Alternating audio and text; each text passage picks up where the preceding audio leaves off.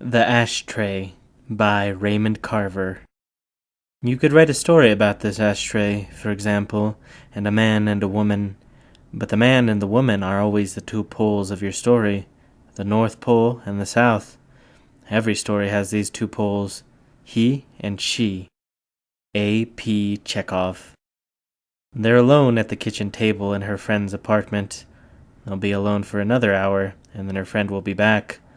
Outside it's raining, the rain coming down like needles, melting last week's snow. They're smoking and using the ashtray. Maybe just one of them is smoking.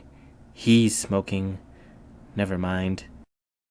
Anyway, the ashtray is filling up with cigarettes and ashes. She's ready to break into tears at any minute. To plead with him, in fact, though she's proud and has never asked for anything in her life. He sees what's coming, recognizes the signs, a catch in her voice as she brings her fingers to her locket, the one her mother left her. He pushes back his chair and gets up, goes over to the window. He wishes it were tomorrow and he were at the races. He wishes he was out walking, using his umbrella. He strokes his mustache and wishes he were anywhere except here. But he doesn't have any choice in the matter.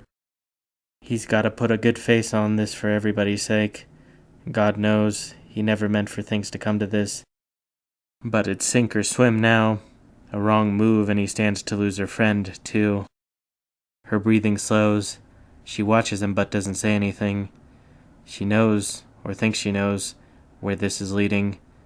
She passes a hand over her eyes, leans forward and puts her head in her hands. She's done this a few times before, but has no idea it's something that drives him wild. He looks away and grinds his teeth. He lights a cigarette, shakes out the match, stands a minute longer at the window, then walks back to his table and sits down with a sigh. He drops the match in the ashtray. She reaches for his hand, and he lets her take it. Why not? Where's the harm? Let her. His mind's made up. She covers his fingers with kisses. Tears fall onto his wrist. He draws on his cigarette and looks at her as a man would look indifferently on a cloud, a tree, or a field of oats at sunset. He narrows his eyes against the smoke. From time to time he uses the ashtray as he waits for her to finish weeping.